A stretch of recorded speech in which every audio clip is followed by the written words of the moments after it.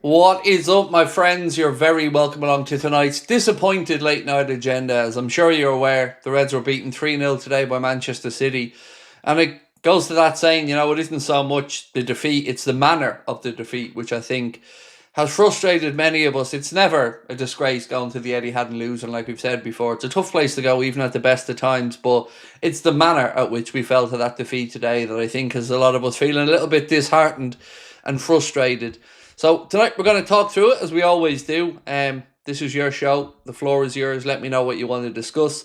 I'll give you some quotes from the game, from the manager and stuff afterwards. We'll run through some of the numbers, but I just want to give people a chance to get stuff off their chest. So have at it. And again, thank you for being with us. Right, JJ Drumming.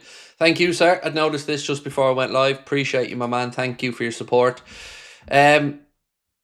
Yeah, look, as I said, it's Man City away. It's never an easy game, so there's no shame in losing that game. But the way we lost it kind of does just leave a sour taste in the mouth because we just looked second best all over the park. I was reading through some of what the pundits had to say after the game as well, and I can't really disagree too much. I disagree with Roy Keane on a lot of things and Neville on a lot of things, but they're right. The attitude from us today just looked off it. We looked leggy. We looked second best in all departments. We will have individual moments and certainly things that we're frustrated and annoyed by, but ultimately we deserve nothing from that game today, and the manner at which we fell to that defeat is very unfamiliar to us. Going down swinging is usually the way Liverpool go down if we do, and today I just thought we accepted our fate too easily.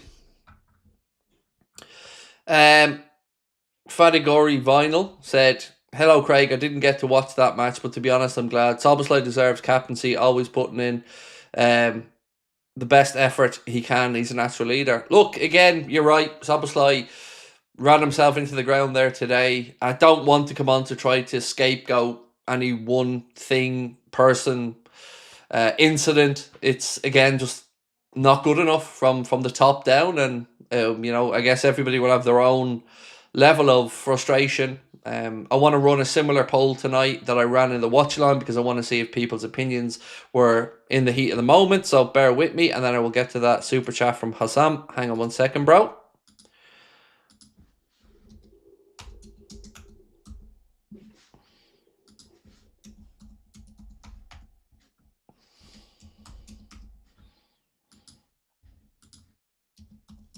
Okay.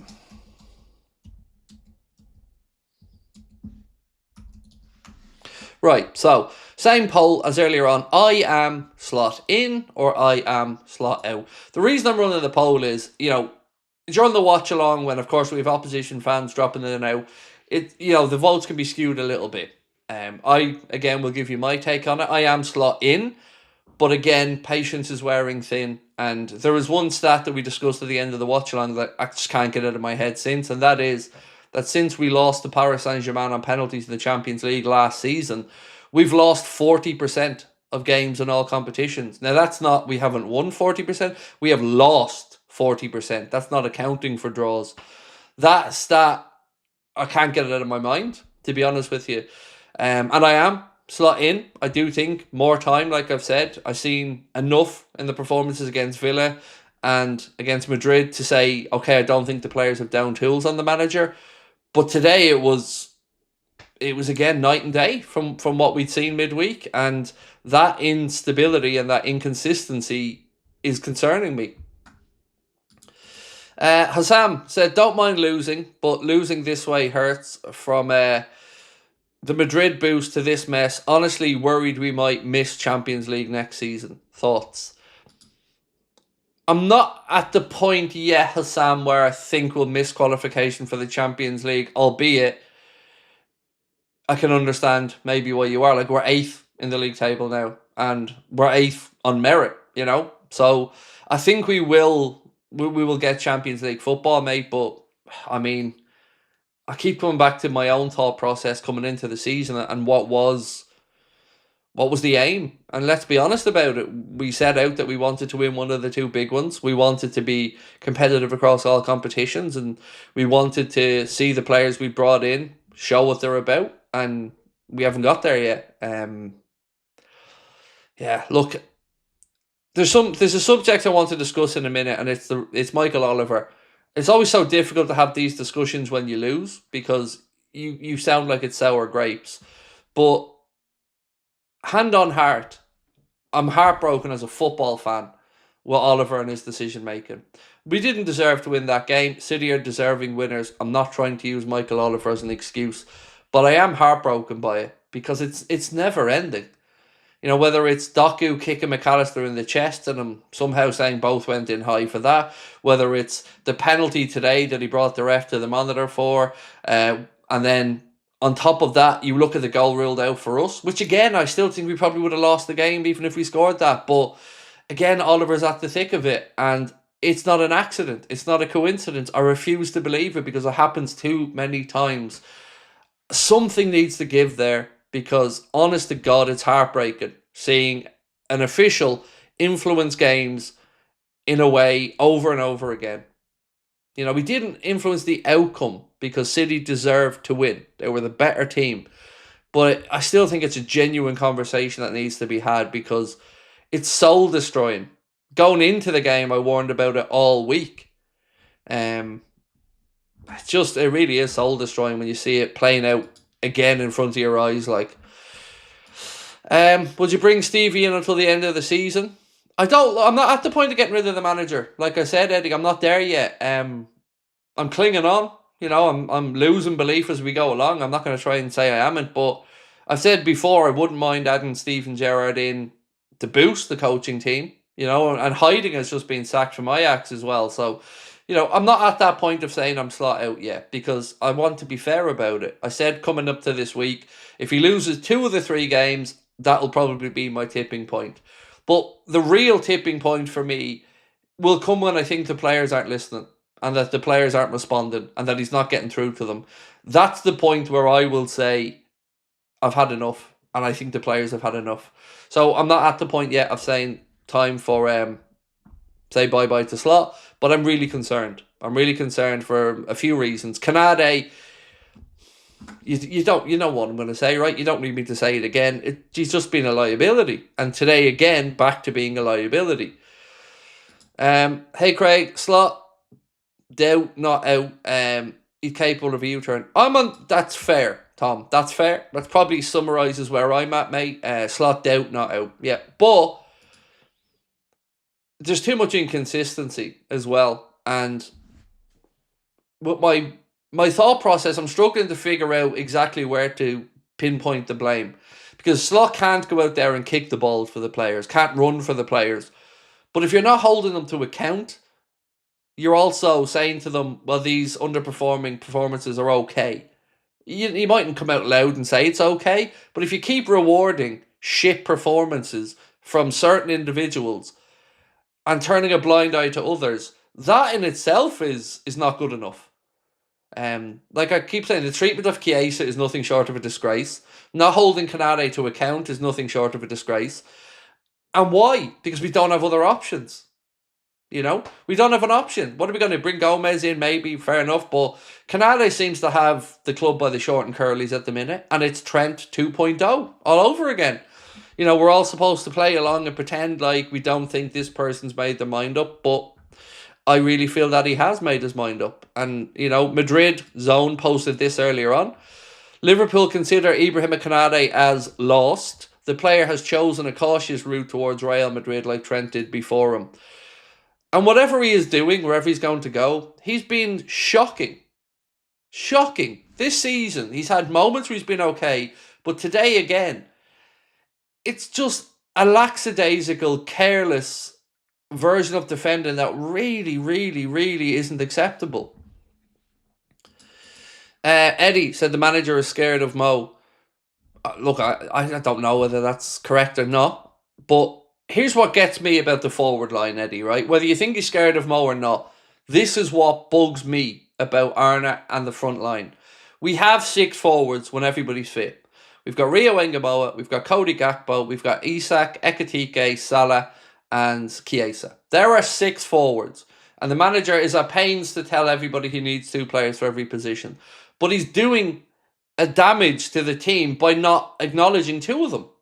So you've got 6, But you really have 4 because you won't play Chiesa and you clearly don't think Rio's ready. So we're gone into a season undermining ourselves with a lack of real options up top. Right now we've got Isak coming back from an injury. So we're then straight down to the bare bones of 3 that the manager trusts. 3. He's already playing his number 10 now on the left wing. So doesn't trust Rio yet. Understandable for his age profile. But don't then tell us as fans that you don't want to block a pathway through when there's a glaring hole there. And Chiesa, for 2 seasons in a row, he has chose to not utilise. Bringing Chiesa on today was no more than resting Wirtz's legs. That's all that was. Because Chiesa wasn't going to change the game at 7 minutes when we were 3-0 down. All that was him giving Wirtz a break and sacrificing Chiesa on there. That in itself is completely unacceptable. If you don't rate a player, don't waste everybody's time by having them at the club. Because you're just giving yourself one less decision, one less option. Last season we spoke about the bench. He turned to his bench, he'd see Elliott and he'd see Chiesa and he wouldn't want to play either of them. And we said going into this season, we want the manager to have a squad he's happy with. Now he kept Federico Chiesa at the club. So why the fuck is he not playing him? He's undermining himself, and that is really concerning when you've got a small squad, as he says anyway. Leona said, I'm just sick of Arna finding a solution and reverting to the same old ding-dong. Like, I'm sorry, but Salah and Canade were awful play-informed players. I'm not disagreeing with you, Leona. I'm trying to put a different slant on it. For me, it comes down to accountability, Leona. If you aren't holding Ibrahim Canade or Salah to account for their poor performances, what message does that send about fairness, equality, and actually working hard on the training pitch? Because Joe Gomez must be sitting on that bench going, what do I have to do? Now, I'm not saying Gomez is going to be good enough or not, by the way, but at least you could understand it if you dropped Canade and played Gomez for 5 games. Whether Gomez was shocking or not, at least you're saying, okay, the manager holds the player to account. And it's been the same with Salah this season. He's played brilliant against Villa, and I thought he worked hard against Real Madrid. And today, again, some selfish decision-making, some poor decision-making, no tracking back to help out the defence. And if we can't address these things honestly, what the fuck is the point?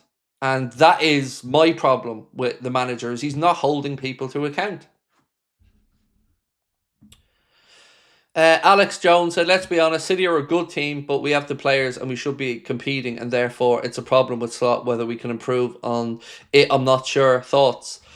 So, look, I don't think there's a silver bullet that's going to fix everything in one go. I think we all have thought processes as to why it's failing, and individual things. But ultimately, it comes down to leadership from the top. And I'm really big on holding people to account. And I don't think the manager's doing that. Losing to Manchester City is no disgrace, like I've said, especially away from home. But it's the manner at which we accepted the result. So we heard Arna say before the game that he was spending hours and hours and hours and hours and hours and hours watching tape and footage of Manchester City and trying to figure out Manchester City. I'd like him to just figure us out. And yes, we have to take our opponents into consideration, but call me naive, but when you're the best team in the club or the best team in the country, you make them figure you out. You go and enforce your will on them. Our manager, to me, seems far too passive. Same with Paris Saint-Germain last season. He's almost more concerned about stopping them than what we're going to do. I want our flourishing players. I want our Wirtz, our Ekitike. I want these guys playing to the best of their abilities with confidence in a system that suits them. And whatever we do with Real Madrid or Manchester City, we'll figure that out. We'll figure it out, but not reacting to what you're seeing on the pitch. It's just a piss take. And if that was Arna, after spending so many hours watching tape of City to figure it out, I don't know what he was seeing then, because it doesn't look like we figured it out there on the pitch. Right from the first whistle, we were second best. Jerry O'Connor, how are we, Jerry? Said, hi Craig, United fan here for almost 60 years. Referees and VAR are destroying our game. Your team looked out of their depth today. Salah has been a great servant for you, but he's a liability. Thank you firstly, Jerry, for coming in, because I agree. Look, we lost that game today because we didn't deserve to win it. But Michael Oliver's a disgrace. And I have many examples as a Liverpool fan, and I dare say you as a United fan may have the same. But you're right. They have now a bigger ability to influence games. So people said to me today, Craig, the linesman made the decision on the offside for Robbo. No, he didn't. As Arna said, the linesman put his flag up 13 seconds after the ball went into the back of the net. That's not a linesman immediately making his mind up. That's a linesman who's hearing something in his ear, making his mind up. And my question, Jerry, is, for the penalty incident, they send the ref to the monitor. But every time we get fucked, they don't send the ref. So why was the ref not asked to have a look to see if he thinks that Andy Robertson was interfering with play or not? I know why. I dare say you know why, mate. And it's because if he went over and looked at that with any other set of eyes that isn't Michael Oliver, it's clearly not offside. And I can show you instances of other goals very similar given. It's offside because Oliver decided it's offside because Oliver always sticks his nose in big games and makes it about himself. Robertson was not impeding the goalkeeper, was not in the eye line of the goalkeeper. The only person who thought he was Michael Oliver. And yet again, will he be held to account? No. We'll have Dermot Gallagher on tomorrow. You know, again, it'll be a big circle jerk of support for the referees and all. It's just not. It's fucking nonsense at this point. You're right. And it isn't just us. And I'm glad you came in tonight, mate, because I say this is something that they will only get away with if we as fans allow the tribalism to flourish. So it's easy, mate, when you lose, for me to come in and go, haha, United lose, but you could have a valid point to say, we were screwed by a ref on this or that. But the tribalism is what lets them keep getting away with it. Because opposition fans pour in, laugh at you, and then when it's their team next week, rinse, repeat, we laugh at them. It needs to have fans coming together to speak up on a game that's been destroyed. Refereeing, the standard of officiating in the Premier League is nothing short of disgraceful across the board. And thank you, Jerry. I really do appreciate that. And you weren't wrong about your assessment of our team. We looked out of our depth today. That's more than fair. We were second best. Roshi said, Slot has us playing 2-1-7, no midfield, no triangles, no overloads. Been this way since February. By design, Slot won't change, so he needs to go. Again, I'm with you on the lack of fluidity in our play. I don't know, mate, what our style is. Haven't got a Scooby-Doo. No idea. Watching football 36 years now, and I don't know what the hell our identity is. I've no idea. And it isn't just a one season thing. Like, if this was Arna's first year, I'd kind of understand it a bit more. But he had taken a successful system and somehow took away the intensity and made it boring and predictable. And it doesn't look like it's going to change. And I don't know how or why. What the fuck is he trying to get us to do? Because it really is baffling to me that we look so lacking of an identity. I don't know. It's so difficult because, like I said, we all want a scapegoat. We all want a one-line answer. But I don't think there is one. But I really, really do think that Arna is overthinking this and has tinkered too much with a system that served us well and taken away that intensity and that chaotic nature that we flourished in for, I don't know what he thinks he's doing. I'm sure is protecting the football and trying to make us more rigid, but it's just monotonous. It's not helping us at all. You've seen on midweek against Real Madrid on Tuesday what Liverpool are at their best. Crowd behind them, 100-mile-an-hour football, press on point, crunching challenges, and just making the game about enforcing our will on our opponents. And when you take that away from us, you take away a huge part of Liverpool's identity, and Arna stripping that away bit by bit. And it's, it's sad. Spencer said we lost their way straight after losing the PSG. We did. And even at that, last season, he spent more time ahead of that PSG game complimenting PSG and, saying how he wants to emulate them. And that's not the type of wording I want out of the mouth of a Liverpool manager. Talk about them positively after the game. If they beat us, fair enough. But he almost like he had a inferiority complex going into that PSG game. And you take from then the end of the season, and I said, lads, this isn't good enough. And I was told constantly, shut up, Craig, we've won the league. What more do you want? Standards. That's what I want. Because you can't just flick it on and off. You know, everybody's great when things are going well. The players, the captain, the manager, the media, everybody talks about standards, setting it on the training ground week in and week out. But when you try to hold them to account for standards, all of a sudden then you're toxic. No, I'm sorry. You don't accidentally coast to the end of the season last year, struggle to pick up your form this year, and think it's not linked. We've been terrible since the end of last season. Simple as that. Gavin said, stop overreacting. Fixtures are getting easier. I'm not overreacting, Gavin. I'm not, mate. Answer me this question, Gavin. I don't know you, bro. I'm not trying to fall out with you. But answer me this question. Do you think a Liverpool manager losing 40% of his games since that Paris Saint-Germain game to now in all competitions is acceptable? Do you think that's acceptable, mate? Hand on heart. Because I don't. 40, that's not including draws, by the way. That's losing 40% of our games. Do you think a manager spending £500 million and going backwards is a good look? So I don't think I am overreacting, dude. I think I'm perfectly within my rights as a Liverpool fan to ask what on earth has happened. So, you know, if you think that's overreacting, I get it. You're entitled to your opinion. But honestly, I think I'm being reserved in what I'm saying here because I haven't said Arna out, haven't said it once, but it isn't good enough, man. It just isn't. This is Liverpool Football Club. We either have standards that we hold people to or we don't. We can't say, oh, we've got standards when it suits us and then we don't when it doesn't. It's just not good enough. It just isn't.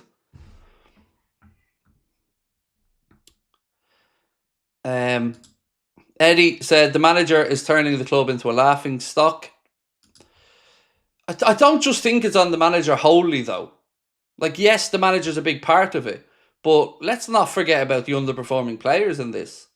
Like, Canade strolling around like he couldn't give a shite. Salah just hasn't been himself. We can't figure out the front line. And every time we do look like we're making progress, then we get another performance like this where we just look so unlike ourselves. Gavin said, no, it's not, mate. Like Slot said today, let's play 19 games and then judge where we are. So, why should we wait 19 games, Gavin, to see where we are? We've played 11 and we're 8th. 8th. And if you want to talk about what Slot said, well, let's go back to the transfer window, bro, where he said, and these are his words, Liverpool are assembling a squad to compete and try to dominate domestically and across Europe. His words, £500 million spent, not mine. And we're 8th. But that's good enough for you, apparently, Gavin. So, again, this isn't a new manager, man, that needs time to settle in. This lad's been here a year and a half. And he's overseen an absolutely shambolic start to the season.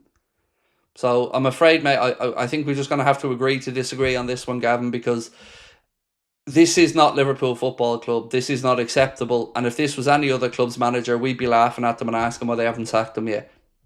You know, it is what it is, man. Standards aren't there for when things are going well. They're there because that's a bare minimum. And Slot and the players just aren't achieving the bare minimum. Nedge Urban Sports said, how do you lose more league games after only a quarter of the season gone compared to the whole of last season? Make that make sense. Something major wrong. This is why I'm disagreeing with Gentleman Gavin there in the comments, because that's what I'm trying to say. You know, there's no way in any warped world that this is acceptable for this team with this group of players with that spend in the transfer market. None. 40% lost. Itachi said, evening, Craig. Have a feeling Slot can't handle this team. I also think the day Salah leaves Liverpool, Wirtz will get world class up the Reds. The Salah conversation in itself is just a really tough one to have because, you know, you don't want to disagree with people who don't think he's playing well because, of course, they have a point. You don't want to be disrespectful to a player who has been incredible for us. And this is where the manager should be the one to have the courage to take the decision out of the players' hands and just do what's right for the squad. And, if he doesn't trust Chiesa, he's not going to drop Salah. Because really, who's he going to put out there?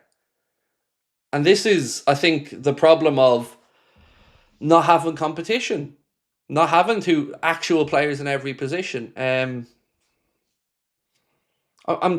promise I'm trying to learn on this, and I'm trying not to be the hothead who just jumps on and reacts. But there is something in the line of it's not the fact we lost, it's the manner in which we lost, and today we lost far too easily.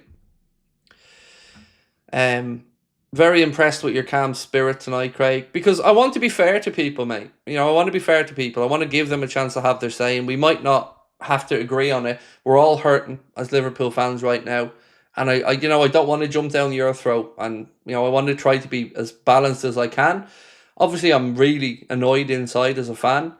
I don't have the answer. I wish I did, but I also don't want to be an asshole to people who don't deserve me to be an asshole to them. And you guys are just giving valid opinions, and I might not agree with them all, but I respect you. And as Gavin just posted in again, where is that? He said, "I respect your opinion, mate. I'm willing to give our manager time. Manager who won the Premier League last season." So, ironically, Gavin, and again, mate, I'm not sure how much you watch or don't watch, but I've been the guy who defended that league title last year, which sounds a weird sentence, right? But I'm the guy who said it wasn't just Klopp's team, that Arne won it. And I laid out my reasoning being, I think he won it because he was able to keep players fitter than Jurgen was and balance the workload on them a bit more. And I think ultimately for me, that was the difference between Slot winning the league last year and Klopp not winning it the year before. So I promise you, I'm somebody who has good intentions for the manager. Even when he came in and there were players like Glenn Johnson, former players and pundits saying he's a sacrificial lamb, he's just coming in to be the fall guy after Jurgen. I wasn't having any of that either, because that's not what Slot's about. But all of these principles and the things that we believe he holds dear to him and the way we play football, we're not seeing that in our setup and the way we're playing. And that's the most concerning part for me. Again, I keep going back, Gavin, to a lack of identity, bro. That's I just don't see what we're trying to do. If we were playing a system and you could see the clear mistakes because the players were trying to learn a system, this would be far more understandable. But I don't think it is that. I think everybody just seems to be confused. Mark Best said VVD lazy defending for the second goal. Excuse me, I'm just trying to remember which one was the second one. Was the second one Doku's or was that the third? So there was Haaland's header. I'm trying to remember the goals in order. So Haaland's header was 100% Canade, not watching the ball and being more intent on wrestling with Haaland and jumping past it. The deflection, it's a weird one. It's a weird one because it was a weird motion of his foot in the way he just kind of changed the angle of his foot as the ball was coming at him. I don't really know what to make of it because, again, we're talking about a split-second decision like that. Maybe he was in two minds. Maybe he didn't know whether to throw the boot at it to try and deflect it or whether... I don't know, man. I don't know. I couldn't jump into Virgil's mindset there and give you an answer. But I wouldn't say that in itself was lazy. Now, what I do think our defenders and our centre-backs are lazy at, Mark, is we don't get down to close people enough. And again, look at Doku's goal. Canade, half-arsed. Watch Tarkowski defended for Everton, or watch teams that play against us with a low block, and watch their centre-backs. They are diving in front of the ball. Head first, body first, doesn't matter. Get a block on. Don't let that shot get past you. Get a block on. And then we have Canade. Jockeying, sideways, turning of his body, not arsed. And that's a huge issue for me. Our defense is too passive. They're nowhere near aggressive enough. Rafael Sanchez, how are we, sir? I'm a United fan. You guys have won through a lot. I really think Jota is still affecting the players majorly. Give Arne time.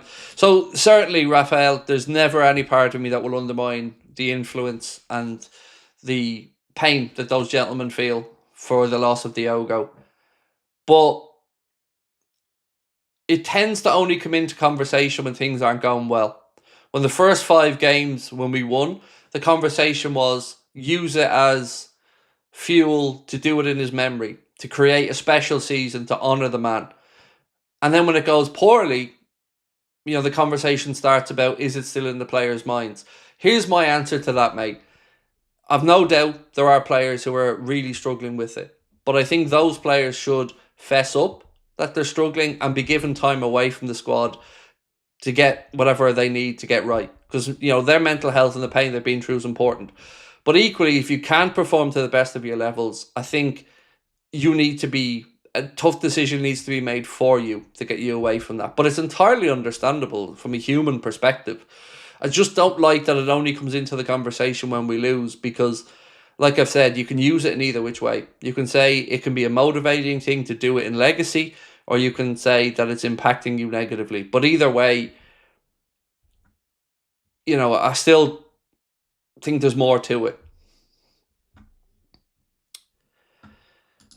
Triple H, let's be real, we never wanted to appoint Slot in the first place. Klopp left and he was all that was available. He's never been a long-term solution. I disagree with that. Look, obviously they didn't want Klopp to leave. Not against you on that one. But I disagree that it was a rushed appointment or that it was a make-do appointment.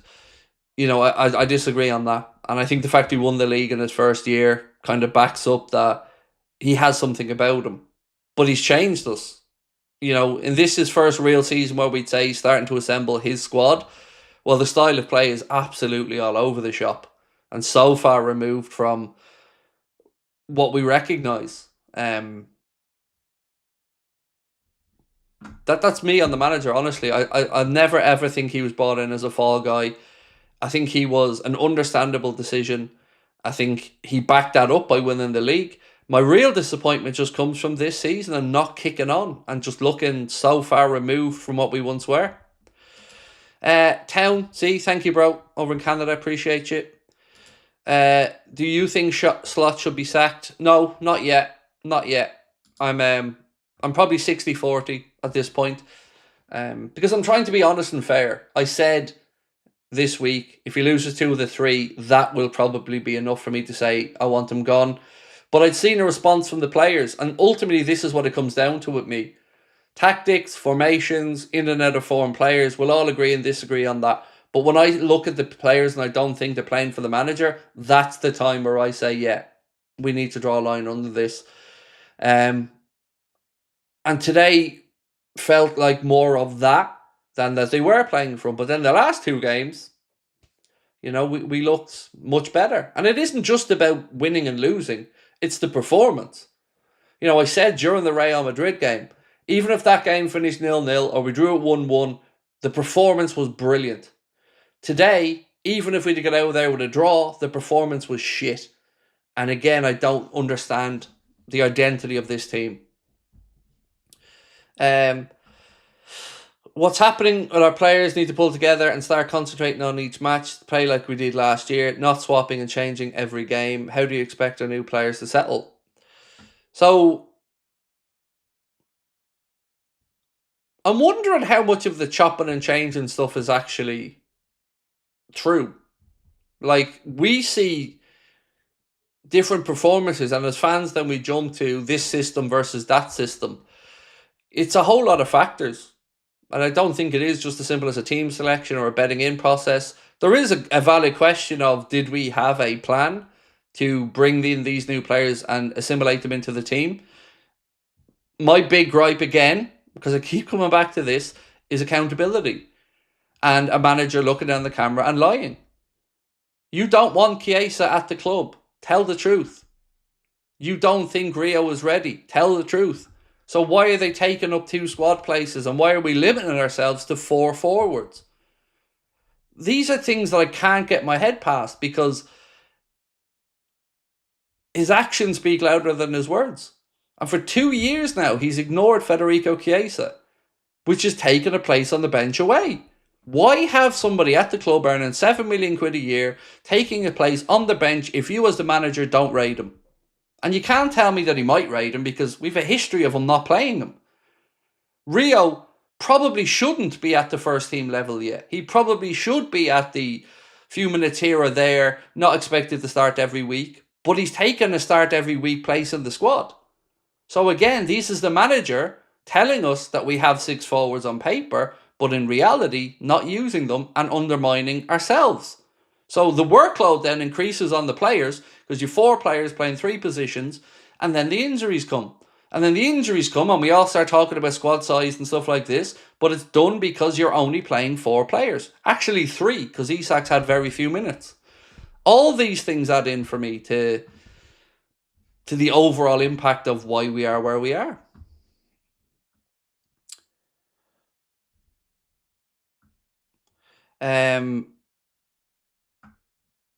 Salah's not been able to beat a defender on the wing for about 3 years. Klopp would sub him a half or all the time. I've no disagreement that, look, I think to be kind about it, Salah should be protected. Salah should be played a bit more sparingly than in the past. But when you've got nobody there that you think can do his job, who is going to come in and take his place? You know, we'll all say Chiesa, of course, over and over again. But he's not going to do that.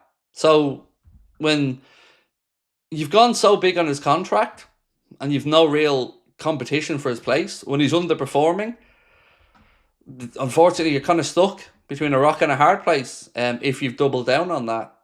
And I don't disagree, by the way. I think Salah should be playing maybe 20% less games than he has in previous years because Father Time is undefeated. Chris said, from TalkSport, Liverpool have lost 5 of their last 6 Premier League games.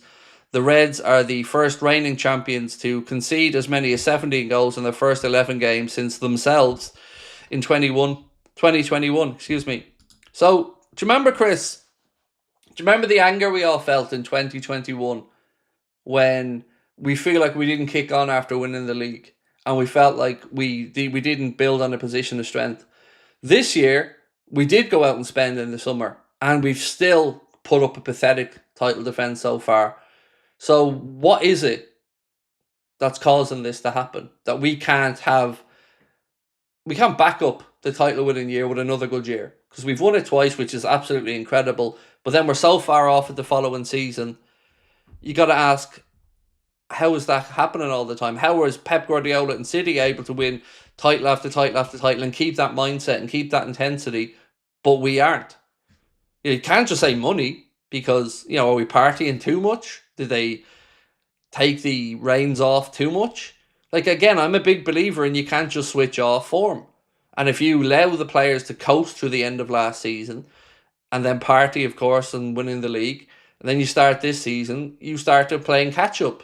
Because, again, it's much more difficult to flick that switch back on and get back into all the right habits. Emotions in the stress. Grafenberg has been found out. No signature turn. Then he's useless. Too lazy. I mean, I would never call him too lazy. He isn't an archetypal number 6 in that he's, different in the way we play. His impact, yes, has been less this season than last season. But to call him lazy, I just think is unfair. I don't think Grafenberg is in any way lazy. We just don't have a physical shield in front of the back 4. But again, this is by design from Slot. So if it fails, it's got to be on him. Do you think Canada is playing like this to avoid injury for his Madrid move? So, no, and here's why. Canada at the best at times is a 50-50 starter for France. And I was hoping that the only saving grace we had to protect Canada's maybe mind wandering towards Madrid at the end of his contract was the World Cup. And I thought to myself, right, if you're Liverpool, you're saying to him, well, if you are going at the end of the season, if you want to be in Didier Deschamps' plans, you want to have a good season, you want to play well. So I can't imagine at this particular moment in time that Real Madrid or Didier Deschamps or Paris Saint-Germain or Bayern Munich or anyone is looking at Canada and thinking, yeah, I can't wait to get him on a free. We need to do everything possible to get him because he's been nowhere near acceptable this season. And I don't say he's not playing not to get injured, but his head's not right. His head isn't right, and I don't know why that is. But I also know that we've fuck all way to change it. And that's worrying. The only option is to change it for Joe Gomez or not, and Gomez has been equally as poor when he's played, albeit a couple of games. So again, I come back to the very same thing I said about Salah: is there's no competition. There's nobody breathing down his neck. There's nobody tapping him on the shoulder and saying, "I'm taking that jersey, mate." You know, that to me is part of that problem as well. Where are we? Julian said, I hate to say it, but our title charge is surely over. What do you think? 100% over. 100%.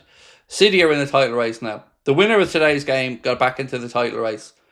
And for us, one thing Arna did say today, I agree with him on. I'll read it out to you here in a second. He said, the last thing I would speak or should speak about now is the title race. We should focus on getting results. We're 8th. And he's right. We've no business talking about a title race now. Title races for Man City, Arsenal to discuss. Us, it's about getting it right and winning games of football.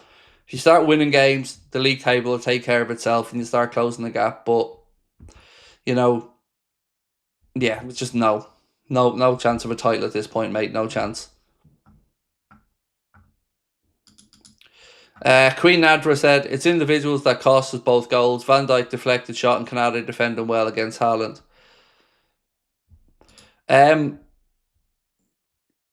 Again, yes and no. So the deflection off Virgil's foot, I mean, I struggle to really call that a mistake, if I'm being honest. Canada, I can make an argument that he's culpable for 2 goals today and the penalty incident. But ultimately, the manager sees what we see, Queen Nadra, right? Which are these individual mistakes. And what's he doing to hold them to account? You know, when he made the substitution to bring Joe Gomez on, did he take off Canade to just at least acknowledge, I see how shit he's been, and this is to show him that there is consequences? No, he saved Bradley's legs at right back and left Canade on the pitch yet again. These are the type of things that I don't like seeing as a fan, because if a player is stinking the gaff up, they need to be made trudge across the pitch to be substituted to show them that there are consequences for these performances and mistakes.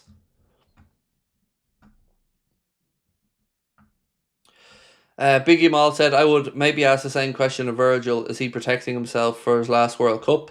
So I never, ever, ever would accuse a player, Canade or Virgil or anybody else, of half-arsing through a league season because of a World Cup. I really wouldn't do that. But ultimately, whatever the mental reasoning, it's not been good enough.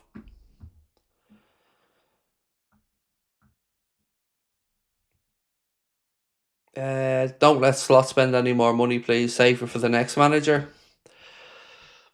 So it's weirdly, right, on the transfers, I've said this for weeks now, I still have no regret for the signings. I'm more concerned about the thought process for the signings than I am about the quality of the players we brought in. Wirtz, I'm absolutely convinced, will be a superstar. You know, Isak Ekitike, again, no complaints about them signings whatsoever. Frimpong, I'm still on the fence about because I don't know how we're going to use them. But they will come good.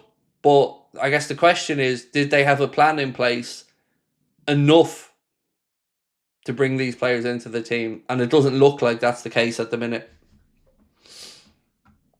Right, let's keep going. Itachi said, for me, key would be strengthen the defence. Key would also be Wirtz to play more free and build the attack around him as a number 10 with Isak in front. Then bring in one to compete really with Salah. So going into the January market, and that's really the first time that we can address some of this. Isak, let's be honest, we never expected him to be ready until probably October. With the injury, that's kicked on a bit more.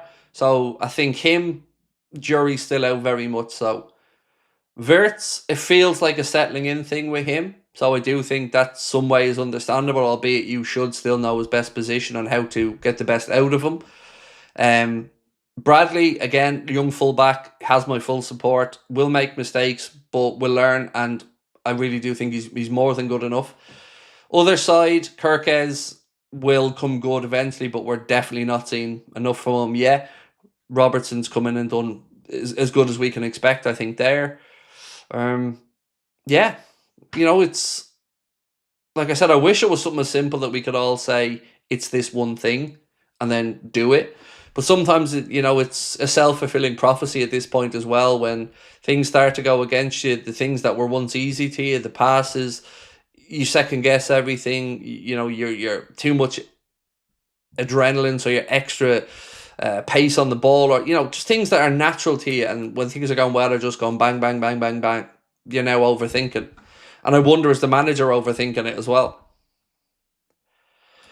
Red said, same players versus Madrid, but just not up for it. It was definitely an attitude thing today, mate. Look, City came with a game plan. They flooded the midfield. They made it narrow, but they were better in possession. They looked like they knew how to move the ball through the lines. They looked like they knew the patterns of play and where their teammates were going to be. And every time we tried to set a trap with a press, they had the ability to play around that press. So, yes, the intensity is 100%, but also the game plan from City was better. But you're right. Man City, Real Madrid, both good teams. And at one side, we swarmed all over them and deservedly won. And the other side, we didn't show up. And that's, again, just inconsistency. So you're right, though, about the attitude. It just wasn't right today. I'm starting to think that these players are thinking about saving themselves for the World Cup. Maybe they just want to focus on the Champions League. Again, be unfair of me to say that. All I can say to you, mate, is that as a fan, I'm not happy with the players, with the manager, with all of it. It's just been an unacceptable season so far. And, I had a disagreement, a respectful one, with a gentleman, Gavin, earlier on in the chat, who, still feels it's too early to really hold Arne to account. But I think, we're getting really close now to a good chunk of the fan base feeling like he can't rescue this. And let's look at the poll. I asked again, because we're running the same poll we ran, because I want to see if we get a similar outcome. I am slot in or slot out. And at the moment, there's a 10% swing between the two answers. So we'll leave it running a little bit longer. I am slot in, but I am very, very much hanging on with my fingernails at this point, because that wasn't the response or performance of a team who were full of belief today. That was a tired, lack of aggression, passive, confused performance from a group of players that, quite frankly, should know better.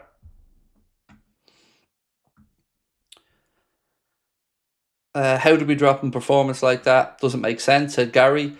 $64,000 question, sir, and you're not wrong. Did they play Wednesday in the Champions League against Dortmund? Sorry if I'm wrong on that.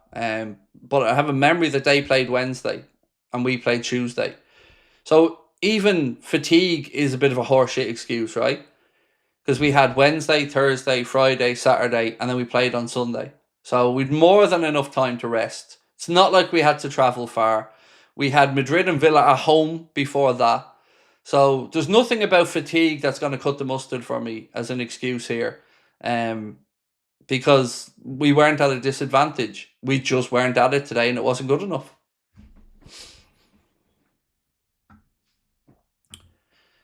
I feel like Jerome said, why always excuses? I haven't made a single excuse, mate. In fact, I'm doing quite the opposite. I'm trying to say that the excuses are nonsense. Because I don't think there are any. The fatigue thing has been pissing me off massively when people are talking about it, because we're in November. After they coasted at the end of the season and partied for the summer, and we're in November. There should be absolutely no fatigue set in already. So the tired excuse just doesn't wash with me personally. Dan Parry said, we didn't press. at all today. We looked lethargic. I agree, Dan. I agree. I'm wondering, like, did we have a fear of that game today? But it just felt like they weren't up for the fight. As you're right about the press, it was half-arsed, and they played through it too easily when we did press. But again, intensity, Dan, is probably the word I would say we were lacking today. City wanted to win that game more than us, and it showed.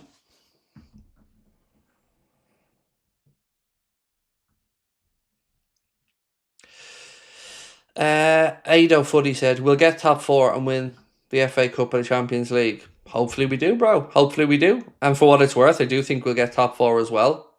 But I also think we can't rewrite history. And we all said that we wanted a title defence and we wanted, maybe a double this year.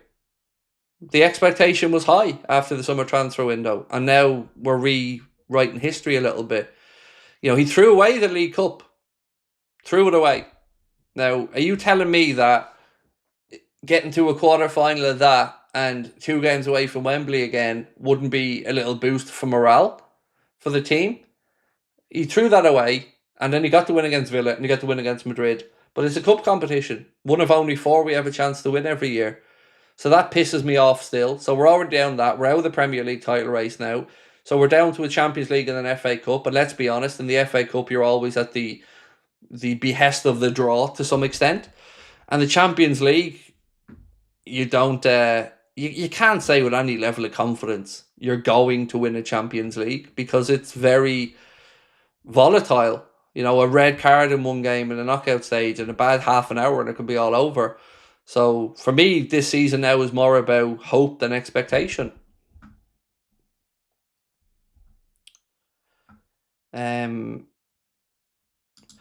Liam Maddow said, Salah finished. People need to stop using Jota tragedy as an excuse. Slot isn't the man for the job. Thought this since April when he was on the beach with Wayne Lineker with 4 games left of the season on the manager list. I don't think Salah's finished, but I do think he's not the same player. So on that one, I would say naturally he should start to being used more sparingly, which comes along with bringing in that replacement, which we didn't do. So on that one, mate, I think we're sort of on the same page. I'm just not maybe at the same level of I think Salah's done. But the manager thing and being on the beach and the partying and stuff, I said this all the way through. I said it was a fucking disgrace that he was in Dubai during the last international break as well. When we were up shit creek and he's off on his hollybobs. I wouldn't be able to sleep at night if I was in his position, let alone be going on a family trip. I'd be at the AXA with the coaches having a clear the air conversation, trying to figure this shit out. I'd take Ted Lasso as manager at this point. Hi Guy said, Slots a deer in the headlights, doesn't know his first 11. James, mate, said, I'm so upset right now. The fact that I'm worried about it, whether we'll end up top 5 is so upsetting. Give me some hope before I go to sleep, please.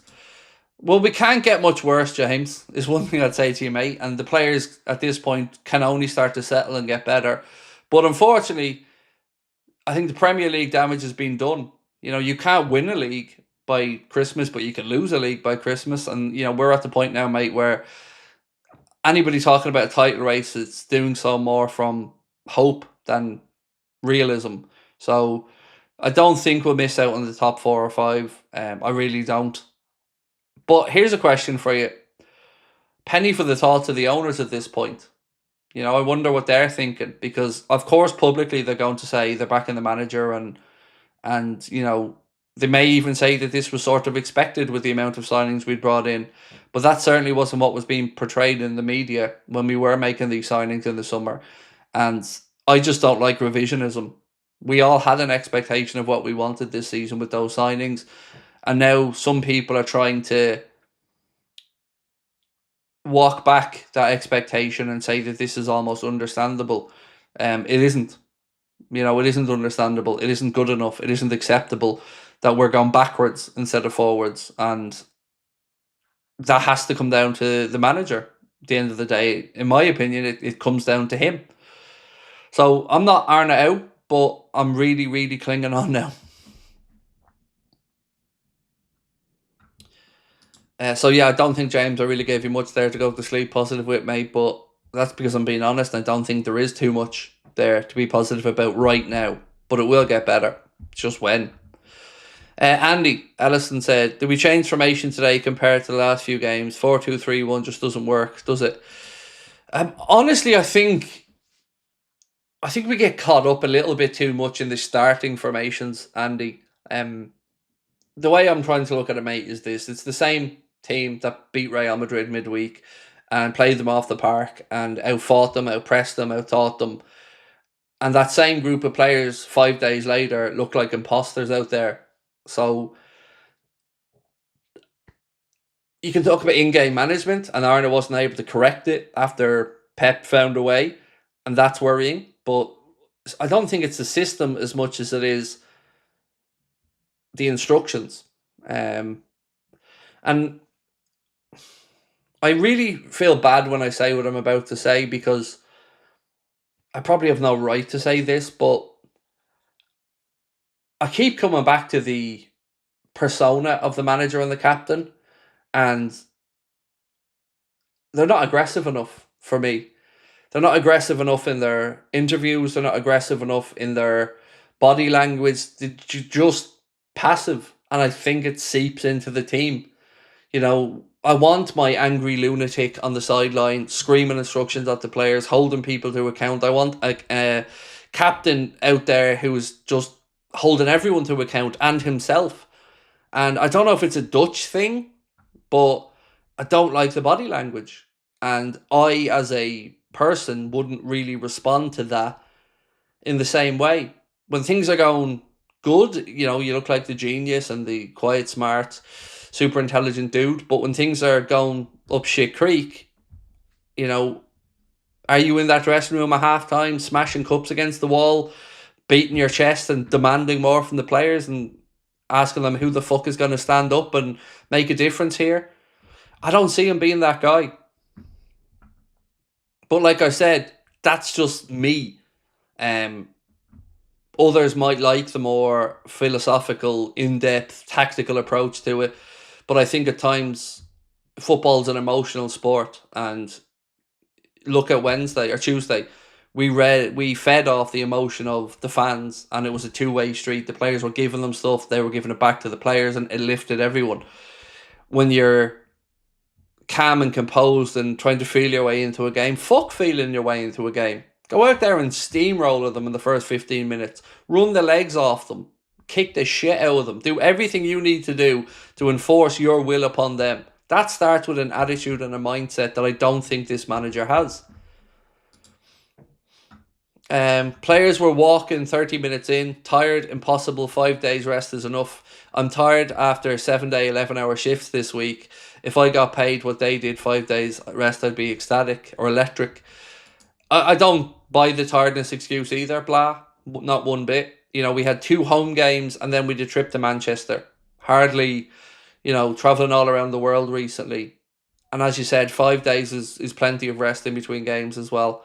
And you should have been chomping at the bit today going into that game after beating Real Madrid. You should have been full of beans and thinking, yeah, we're going to come in here. Fuck Pep's 1000th game. We're going to send you all home upset. We're coming in here to prove why we're the champions. That's the attitude I wanted. But it isn't what we seen, was it?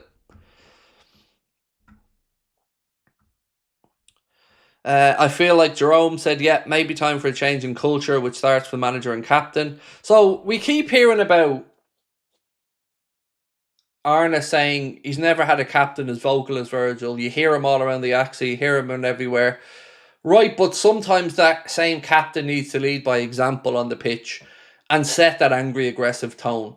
And I don't see Virg being that guy as a leader. I'm sure that he's great at man managing players. I'm sure he's great at, you know, bringing the troops together and trying to keep them positive. But again, the aggression. Where's the aggression? Where's the tenacity in our play?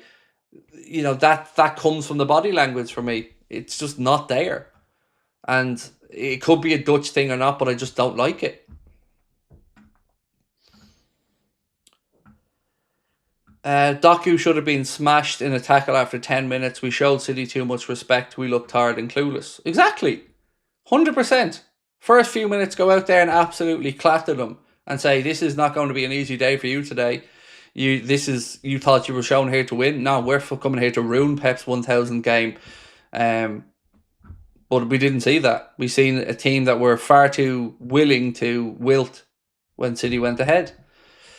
Would I take Pep Linders as a manager? No, I wouldn't let Pep Linders wipe me arse. At this point, he's a rat. Nothing less. And I feel very strongly about this, far more so than any player who's left us.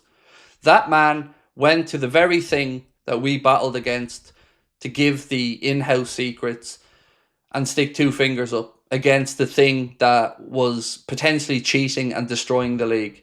And he ran with his tail between his legs to work with Guardiola. I have zero respect for Linders. Zero. And I look, again, these are things I'm saying out loud that people will probably hold me out and say that's not the Liverpool way. I don't give a shit. Telling us that you're never going to work as a number 2 again and then running to the enemy is deplorable, in my opinion. And I don't need Jurgen Klopp or the top Reds or anybody else to tell me that. It's fucking deplorable and it is snaky behaviour. And I don't want Linders anywhere back near the club. Thanks very much. Queen Nadra said inconsistency is what's killing the game. I've said I will give Slot till Christmas, said David. Thank you, sir. Appreciate both your inputs. Sean Harding said we've shown too many teams respect this season. We need to get properly stuck into people. We play like fairies. If Slot is bothered about fatigue, then why did we spend money on squad depth instead of buying expensive players without knowing what to do with them? I mean, I get it. Like he said, this club likes to have a small squad. Well, then you don't get to moan about injuries. It's like they want it every which way. Well, this club works with a small squad. Okay, well then you don't get to moan about injuries. And you can prevent some of those by, rotating that squad and not treating Chiesa like a leper and not absolutely just telling us Rio Ingamo was a first team player when you're not giving him minutes. These are things that actions are speaking louder than words, and we all know what to say to sound great, but we're not seeing that in our lived experience.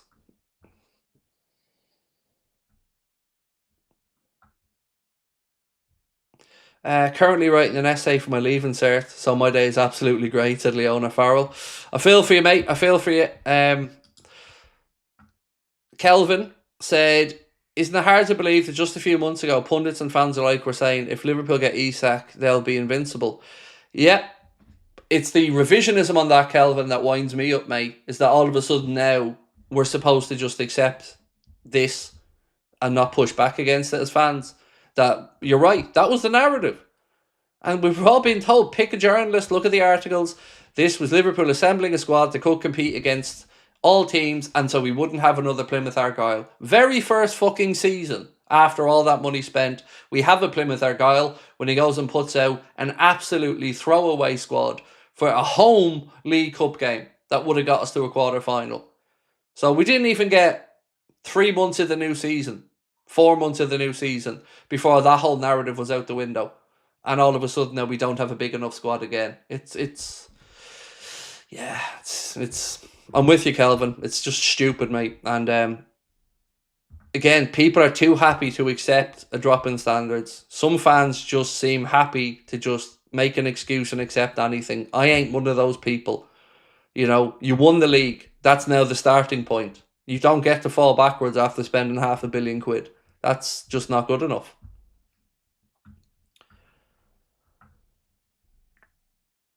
That's the worst part because we have top players and yet Slot doesn't know what to do.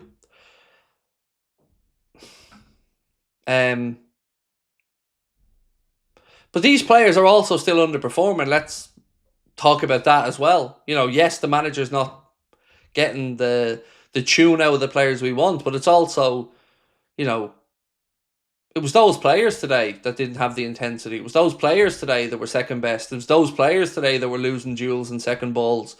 It was those players today who were switching off. So yes, the manager has a lot to say about it, but we can't just give the players a pass either, because they know better. Do you think Slot has lost the dressing room? Honestly, I don't think some of them fear him, is probably what I'd say, David. Don't think he's lost the dressing room, but I do think some of them don't fear him in the way they probably should. That's probably the most honest way I can describe it to you.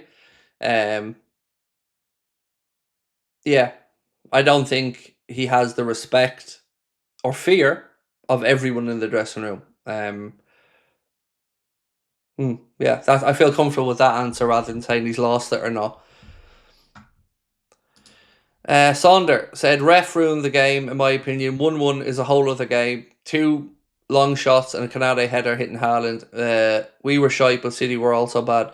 Well, so a couple of things on that, Sonder. Firstly, that's not a great City team, and I agree with you on that, which kind of makes the whole overwhelming loss a little bit tougher to take, because this isn't the best version of City we're ever going to see. It's a good bit removed from that. On the refereeing thing, yes, he did ruin it. Not the ref, Oliver. But also, yes, we don't know what way the game would have gone at 1-1. But we were second best still to that point. So I don't want to use that as the reason that we didn't win the game or didn't get anything from it. But yes, it was absolutely shocking officiating. No argument about it.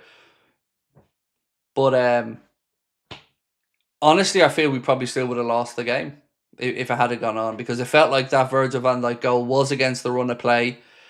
And equally, we didn't really respond to that injustice by saying, well, fuck you, we're going to make sure that we get that goal and you're not screwing us. We kind of just accepted our fate a bit. So, yeah, like I said, I had all my say about Michael Oliver, and I stand over every single bit of it, because the man shouldn't be let near Liverpool, Manchester City ever again, for reasons that you can point to very clearly. That offside goal today was never offside, and it's a piss take. But I don't want to use it as an excuse for that poor performance either. We're 11 games in and +1 in goals. That's concerning. It definitely is, mate. We're behind United in the league table on, I think, goals scored. Because I think we've got the same goal difference, but I think we're behind them on goals scored. 8th. It's not good enough, is it? Mark Kinsler said, Craig, what's happening with McAllister? Is it true he's having personal problems because he's miles off it? I haven't got a clue, dude, on his personal life. Wouldn't know. I think he's looked better this week than he has in previous points of the season. But yeah, honestly, I don't know, mate, about his personal life. Wouldn't have a clue. But if he is having issues in that regard, you would imagine the manager would know it. So then you'd be asking, well, then, let's take him out of the firing line. So I still don't really feel it's a usable excuse for us, because you have the option to not play him if he's struggling. Right, I want to read you through some more comments. Mika Richards speaking about Florian Wirtz. Now, I'm going to hold Mika Richards up, pull him up on something here. He said, if you're bought, he's talking about Florian Wirtz, if you're bought 100 million plus, you need to get in straight away. Today, we haven't seen Wirtz again, and that's a problem for the manager. You're brought for that money, you need to show up in big games. I don't remember him holding Grealish to this standard when he came into City for 100 million quid. So it's easy to kick a player like Wirtz when he's down and not settled in yet. I get it. But again, where was this same energy, Mika, when you signed Grealish and he was nowhere to be seen and he was stinking the gaff up? So yes, it hasn't been good enough, and yes, you do want a player of that price to come in. But as a fan, I can tell you, I'm understanding of Wirtz settling in. I know that players coming into a new league can either hit the ground running or take time, and a price tag doesn't give you any guarantee that they won't take time to settle in. So I think that's too early for him to be having that opinion, in my view. But like I said, these are pundits, they get paid for their opinions. Lewis Steele, Arne Slot said, it's easy for players to win their duels if the game plan and tactics are working like they did against Villa and Madrid. Today we struggled with City bringing so many players into the centre of the pitch. They were so much better on the ball than us. So he's basically admitting that he shit the bed with his tactics. Because, again, his own words said, it's easy for players to win their duels if the game plan and tactics are working like they did against Villa and Madrid. So he's flat out there said his game plan and tactics were shit. Right? Today we struggled with City, bringing so many players into the centre of the pitch. They were much better than us on the ball. Well then, Arne, why didn't we go long if they were overloading the middle of the pitch? Why weren't we going into the channels? Why didn't we try to stretch the game? And where the fuck was your tweaking of the system to take account for this? Just more waffle from the manager. Anfield sector said, there was a stat that said Gianluigi Donnarumma, Statman Dave put out a stat that said Donnarumma completed 10 passes in the first half versus Liverpool, 4 more than Florian Wirtz managed. And Anfield sector said, this is why criticism doesn't sit well with me of Wirtz. There are bigger issues when supplying the ball to show his true ability. I agree, and I don't understand the comparison that Statman Dave was trying to make there, because a goalkeeper who play in a team like City that does keep possession will probably see more of the ball moving around the back line than Wirtz in the first half. So, I don't know, it's just a weird comparison for me. What was the other one? Virgil, speaking about his disallowed goal, said, there's no point discussing this from my point of view. The reality is that we lost 3-0, and that's a big blow. It doesn't matter what I say, because anything I say will be in the media. The whole break will be about my comment. You should come out and say it, though. I think it needs to be on the record that Oliver is a piss take and that they're not happy with it, because it's valid. Now, I get what he's saying as well, is if he starts making excuses, fair enough, it doesn't look great, but, I mean, he wouldn't be wrong if he said that it was a shit show with Oliver on the goal. And my big gripe with the goal is, why didn't you send the ref to the monitor? Surely you want the ref deciding whether he interferes or not. This is the one part of that I can't figure out. I definitely disagree on it being ruled out, but at least send the ref to have a look. Oliver has just made that decision. So why is it that for a penalty incident, ref gets sent to a monitor, but for a very subjective offside, Oliver just makes the decision and the ref doesn't have a look? These are the type of things that just drive me mad as a fan.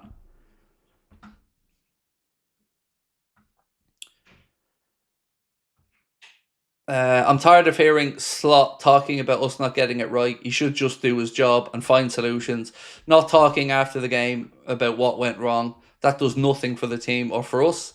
He also came out and said that we were better second half, which I find funny because, yeah, we were better second half because City had already strolled through the game at that point.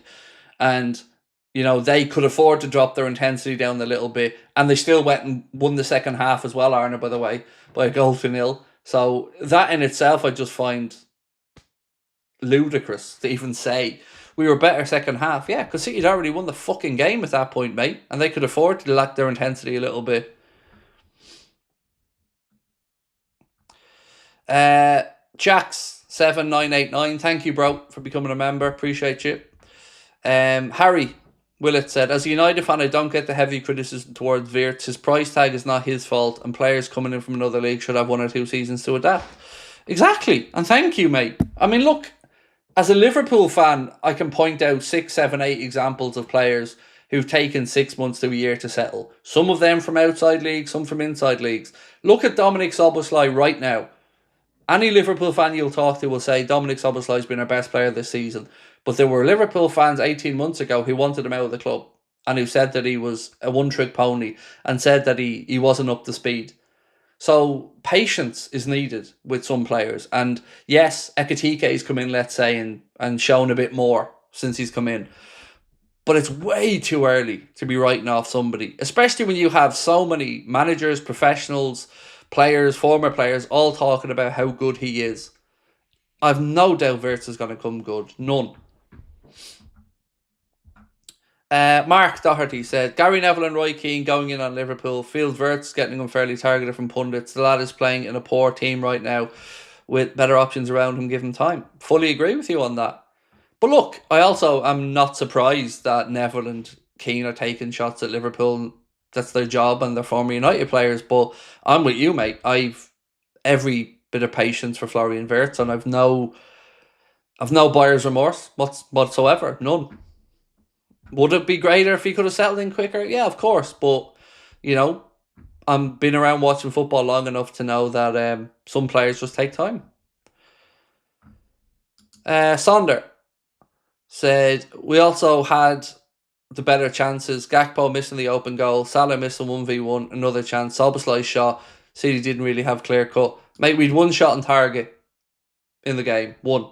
And that was a shot outside the box from Szoboszlai. So there is no world that we deserved anything from that game. Salah missed the sitter, yeah, but again, look at the score at that point. Virgil's goal, fair enough. But, you know, let's not try to say we deserved that from that game or we had better anything. We had one shot on target in 90 minutes plus. That's the fact. Chad said, hey Craig, on my way to Wisconsin for the game tomorrow. I got to watch the match while son drove. Horrible day today, no passion. Well, have a safe trip to Wisconsin, man, and hopefully the Packers get the win tomorrow. And send the love to you and your son, my man. Always lovely to hear from you. But you're not wrong, man. No passion today is probably a good summarization.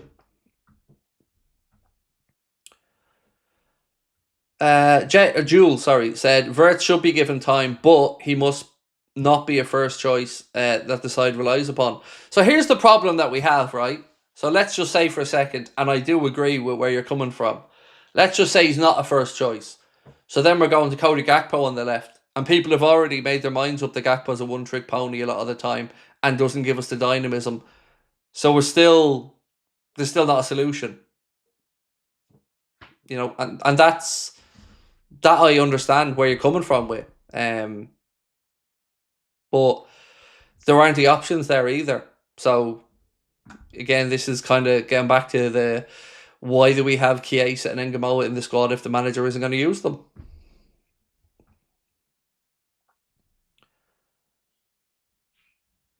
Craig, we know Dom has been our best player this season, but who's been our top 5, would you say? Oh, wow. That's a tough one, man. Top 5. Do we have 5 players that we would say would have played well this season? Ekitike, Szoboszlai, Gravenberch, Robbo. I'm running out of answers already. Some of them are a stretch, to be honest with you. Yeah, I'm sorry, man, I'm struggling. Allison, when he was fit. Yeah, I don't really have any more. I think if we can find 5, that is a push. The hopeful guy. What are you asking about, mate?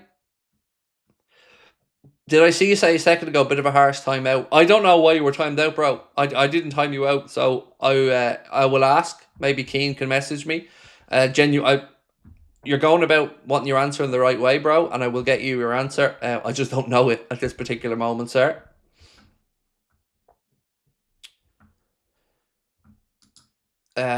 Latte Top said, in my opinion, at least one of Hughes/Slot won't be here next season. Spending 500 million and regressing is disastrous. The owner will be very pissed off. Top 4 is a must. Well, one of the subjects we're going to talk about on tomorrow's podcast is exactly that. You know, what must FSG be thinking at this point? Now, we know that they're very data based, so maybe they're going to look at the underlying numbers and feel we're unlucky at certain times, or maybe they'll find a way to see that things are going in the right direction. But there's a leap of faith involved in that as well. And you are into the territory now of saying how much of the credit for winning the league last year is he eaten into already. Triple Eight said, strange how Stone's header versus Wolves counts. Oh, mate, I've seen that afterwards as well. And that's the one. Was that the one where Bernardo Silva was literally battling with the goalkeeper beforehand, like pushing and pulling? 100%. And there's other ones as well. Like, you can point out more. Like, nobody will ever convince me that was offside today, bro. Nobody.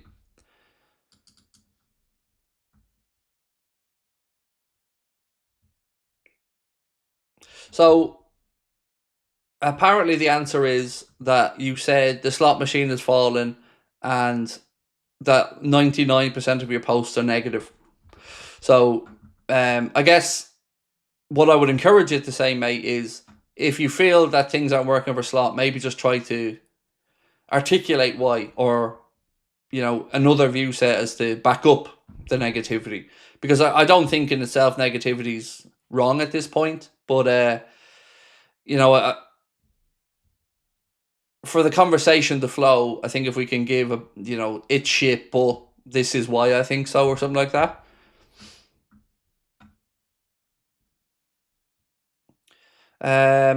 Half joking, said Aaron, but whose time the club will be longer, Slot or Chiesa? Oh, he don't know. Don't know the answer to that one, dude.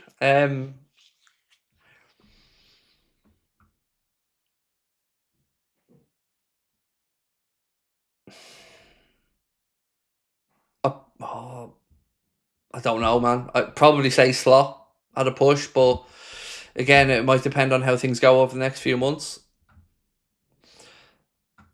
Respect to France and Craig. Thank you. Hey, it's no problem, mate.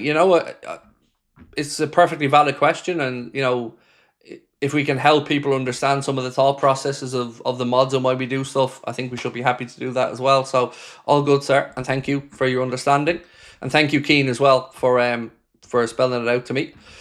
Right, where are we at?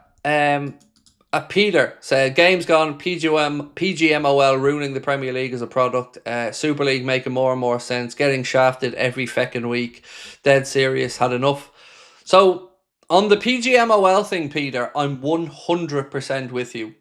And I think deep down, if you surveyed Premier League fans and asked them were they happy with the standard of officiating, I dare say more would agree with you and I than disagree. So I get it. I'm very disillusioned myself, Peter, with the standard of officiating and the lack of accountability for what we're seeing. Again, this is the same official who said that both went in high when Doku kicked McAllister in the chest. This is the same official who was either refereeing or on VAR when Odegaard was going Harlem Globetrotters. This is the same referee who, again today, stuck his nose in to look for an offside that really wasn't an offside. And he has way too much of an impact on our games against City. How you want to take what I've said there and what way you want to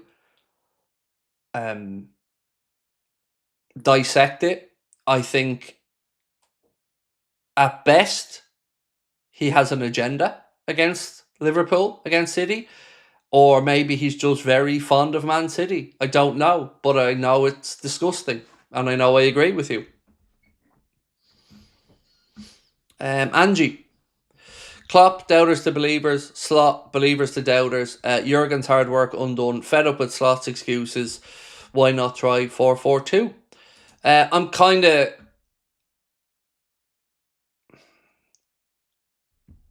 I agree on the hard work undone, Angie. I agree on that.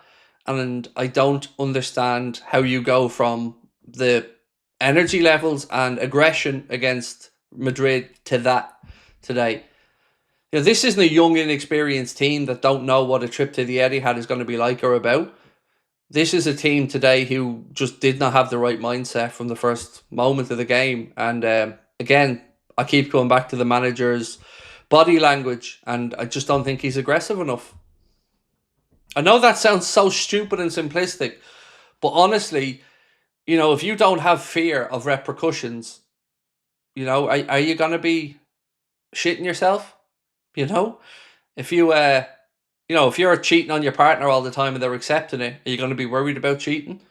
If you're cheating on your partner, if you're caught and that's it, you're gone forever. You're certainly putting a bit more thought into that. And for me, if you're not going into that dressing room today at halftime, absolutely fearing walking into the door because of what you're going to be met with from fury and anger from a manager, I think that's a problem. Yeah, I think it's a problem. 60s Red said, is Pep aggressive? As in Guardiola? I don't know if he's aggressive, but he's certainly emotional, right? So he certainly will show the emotion that it's pissing him off and that it isn't good enough. The dude was literally scratching his own face last season and scarring himself when City weren't doing well, and said he couldn't sleep and he couldn't think and he couldn't do anything, remember? So certainly he shows way more emotion for it. Craig, how do you keep mental sanity through all of this? I asked this as Liverpool, who was dejected, and as a Liverpool fan who's dejected and thankful for the break because I think I need a break from watching them play.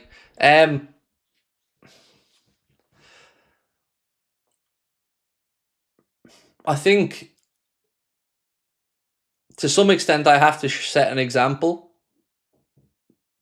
and I think I've matured a little bit because I promise you inside I'm fucking fuming, and I'll be like an antichrist for the next 2 weeks. You know, I'll be just all the hard work for the last two games feels like it's been undone again. And the thing that has me as calm, if that's the right word, as I am tonight, is my respect for you, the viewers, like you, the community, because it's not your fault.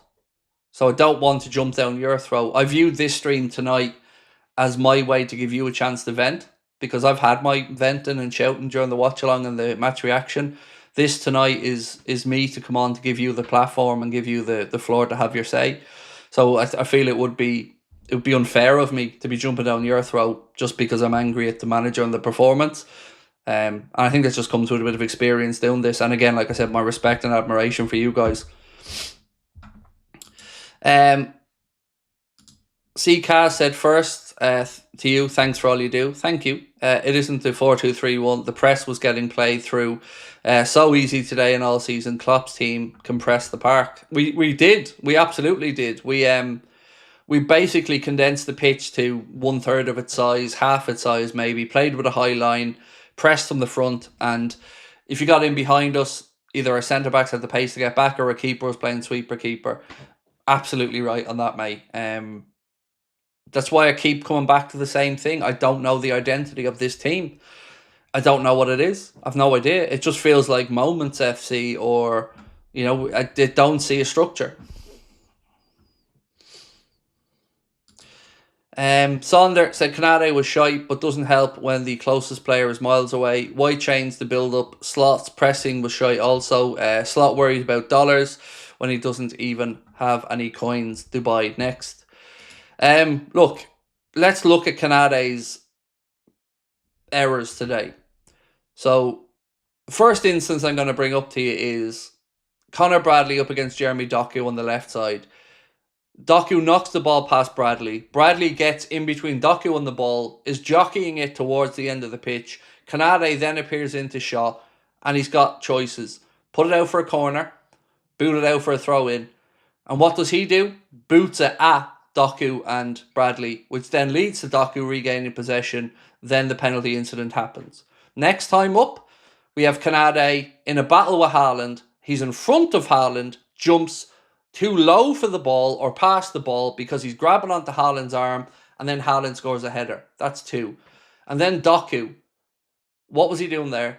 Was he throwing himself at the ball to try and block it like Tarkowski would, or somebody from a lesser team would? No. He half-arsed, didn't close him down, turned his body to the side, and the ball flew into the net. That's just three I can think of off the top of my head. Canade's an absolute liability at the minute.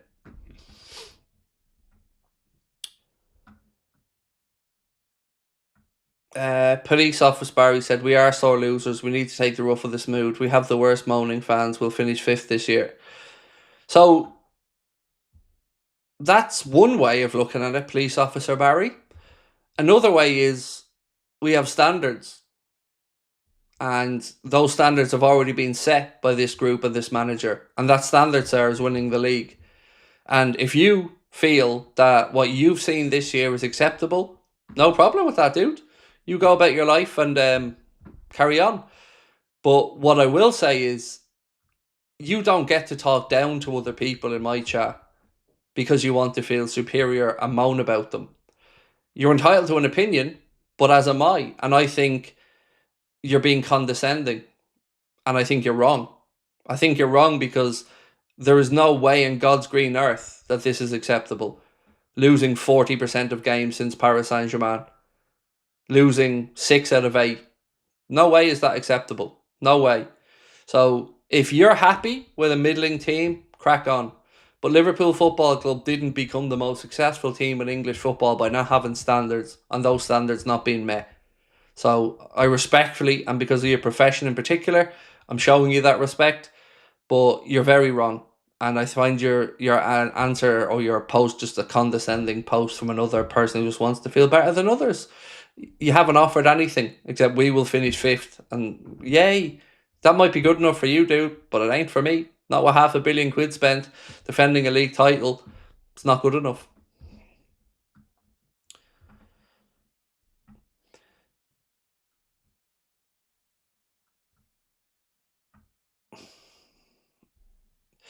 Any news on why Gay didn't play today? I've no idea. I didn't even know he didn't play today, to be honest with you, bro.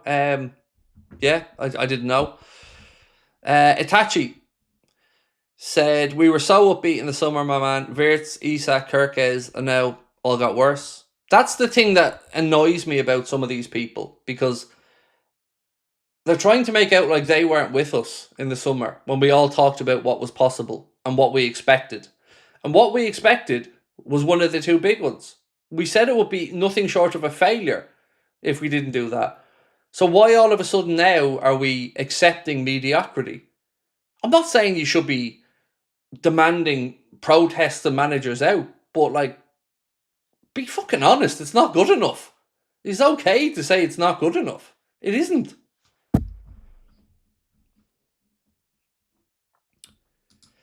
It's actually crazy that MI5 hasn't investigated the PGMOL because it's not incompetence, it's corruption, said Jack.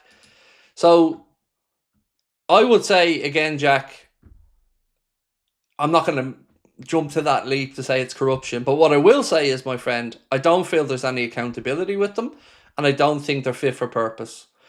You know, if you can't even enter into a conversation with anybody over reffing to say that, is it even possible that some of these guys have a conscious or subconscious dislike towards managers, fan bases, or teams? And we have to start from the point of view of they're all fucking saints, because that's what Neville and co want us all to believe. You know, they were really quick to jump to Coote's decision. We've all been drunk on occasion. Well, that's not being drunk, Gary. You know that's not being drunk. The man was on the bag. Let's fucking be honest about it. You know, and it's that attitude that does my head in. Like, anybody who dares think that there might be a few bad apples are all tinfoil hat wearing lunatics and we all have to think everybody's saints. Fuck right off. That's not the world. Every profession has questionable people involved in it. Every one. And to think that we can't call out some of these decisions as being maybe bias, I just think it just, again, sets the whole narrative of the conversation for us to fail. You know, I'm not saying it's corruption, but I am saying it's not good enough. And I am saying that the majority of fans feel that refereeing standards in England just aren't where they should be. All the money in the world, and we have some of the worst officiating I've seen in many a year. GB Patriot said, here we go, slack slot instead of getting behind the team. So, Mr. GB Patriot, show me once where I've said slack slot. Just once where I've said it. You won't find it because it doesn't exist. You just stick to being a patriot and trying to feel morally superior to others, because I've no doubt I can guess what type of patriot you are, mate. If you want me to go down that route, I bet you I can. So yeah, you just stick to your patriotism and I'll stick to the football talk. Because again, you're another arsehole who's coming in to say, I'm a super fan, I am better than you, how fucking dare you? Ha! My opinion is right. Not going to happen here though, dude. Because everyone's entitled to an opinion and you don't get to undermine other people's just because you want to feel morally superior. Now stick to your patriotism. because you don't have a solution. This is what pisses me off. If you want to come in and say we're wrong, tell us why. Just get behind the team is bullshit. It's a beta bitch answer. You know, if you're just a happy clapper, I don't know what to say to you, mate. But, you know, get behind the team. Yay, go team awesome. You're never winning that with that, mate. Nothing. Not in life. Nothing. Standards. Important. Hold people to account. Just support the team. No. Support the team when they bust a gut. When they do their bit. When they look like they give a shit. When they look like they're running through a brick wall for the badge. Then we respect the team. But you don't get to half-arse it and think everyone's just going to applaud you as you collect your multi-million-pound contract every year. You need to look like you give a shit, and then fans will let anything go. But to do what they did today and play like they did today and think we're all just going to keep behind them, that's not good enough. This football club has standards. The greats that came before them set the tone. The badge is heavy. If you're not up to the job, say it. But, sorry, we have every right to hold people to account when we know what they're capable of. We've seen Madrid on Tuesday, so there's no excuse for half-arsing it today.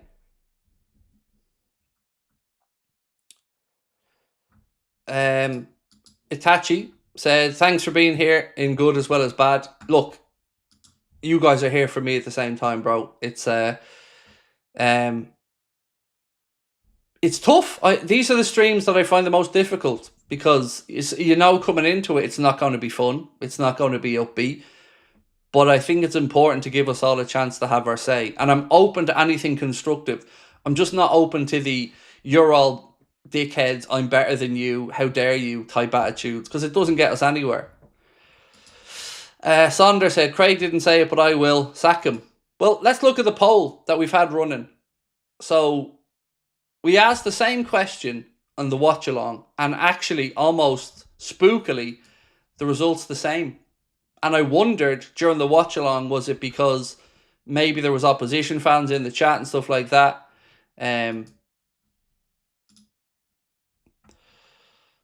So yeah. Another one said no mention of Wirtz. Well, yes, we have mentioned Wirtz, mate, lots of times. But if you can't see Wirtz's progression, fair enough. Trying to compare him to Anthony is fucking hilarious. Anthony got how long? Wirtz has been in a matter of months in a team that's been misfiring. And he is multiple times the player that Anthony ever will be. So you let us worry about our players and you just concentrate on whatever it is that you Manchester United fans do to occupy yourselves. So anyway, to get back to my point, the result is the same as it was during the watch along. And I wondered with time and maybe more Liverpool fans in the chat, would it change? But as you can see, I am... And then the result is slot out 55%, slot in 45%. You know, at best, I think we can say it's split at this point in the fan base. And I honestly expected that result to be far more slot in after people had calmed down a little bit. So it's opened my eyes anyway, because that's two different polls. And yeah, same answers. Which is, it's interesting. And look, I'm not jumping down anybody's throat one way or the other. Like I said, I do totally understand every side of it. It's a personal decision when you think enough is enough. I'm not there yet, but I can't imagine I've got too much more goodwill left in the tank either. To me, like I said, it'll come down to the players. Do I think they're still playing for them or not?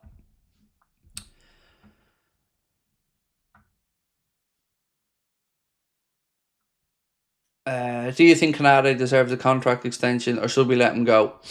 So, does he deserve one? I don't really know how to answer that question without knowing the root cause of why he's all over the place at the minute. So,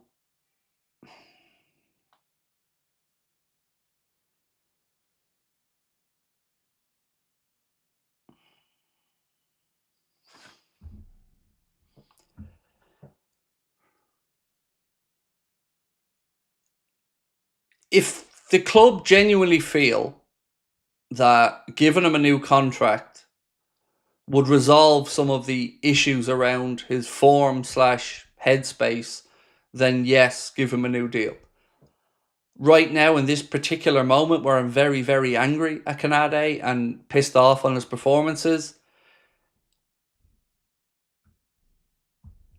I'd like to give him the benefit of the doubt. But here's the kicker. I don't think he wants to stay. And that's why I'd probably come down on the side of no. Because I just don't think he's fighting to be here or stay here, or that he wants to stay here. I haven't heard him say it once. And sounds like a simple thing, but I come back to the Trent situation. We heard Virgil say he wanted to stay. We heard Mohamed Salah say they wanted to stay. We never heard Trent say he wanted to stay, and I haven't once heard Canade say he wants to stay. So that makes me feel like he's probably checked out in that regard. But I don't want to just throw away the good stuff we've seen from Canade over the years either. But at this moment in time, it doesn't feel like he wants to be here. And that in itself should be, I guess, my answer. No, he doesn't look like he doesn't want to be here, so no.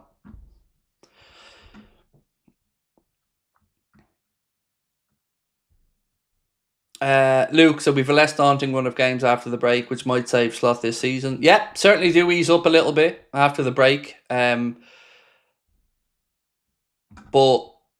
yeah, look, like I said, there's not much wiggle room left, and he needs to start turning this around properly and with consistency soon. Humbly humble. So it's not even that we're losing, it's the way we're losing. We look like 11 players on the pitch, not a team. And legs we used to stand on wobble. Now Salah can't even play every game. Ibu has been off the whole season. Pity, I really rate him. It's sad for me as well, because, I said this the other day, something along the lines of, imagine Ibu signed a new contract and we had Ibu, Gay, Van Dijk and Leone next season. That is a collection of centre-backs that has competition and quality. So I think if we had Gay right now on the team, Canade be getting splinters on his arse.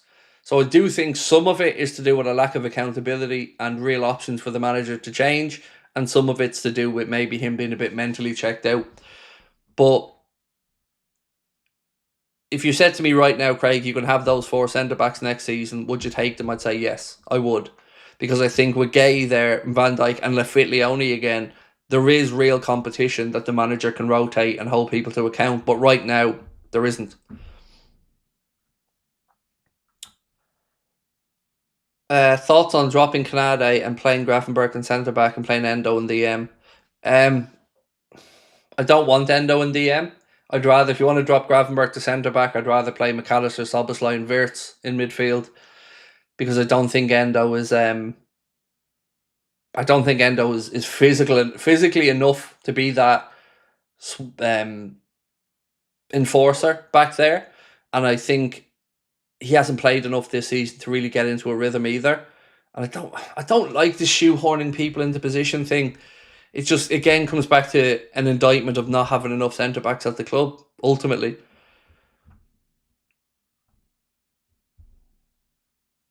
We went from champions, top of the table, to below United twice. I know, it's tough. Look, ladies and gents, I'm going to call it a night. I'm going to see you guys tomorrow. We have the podcast, which will be out at about 5 o'clock tomorrow. I'll be here for Late Night Agenda tomorrow night, as always. And even though it's the international break, I'm going to be here most nights. We're going to take next weekend off live content, so there'll still be videos going out, but there'll be no lives next Saturday or Sunday. I want to give Connor a bit of a break as well.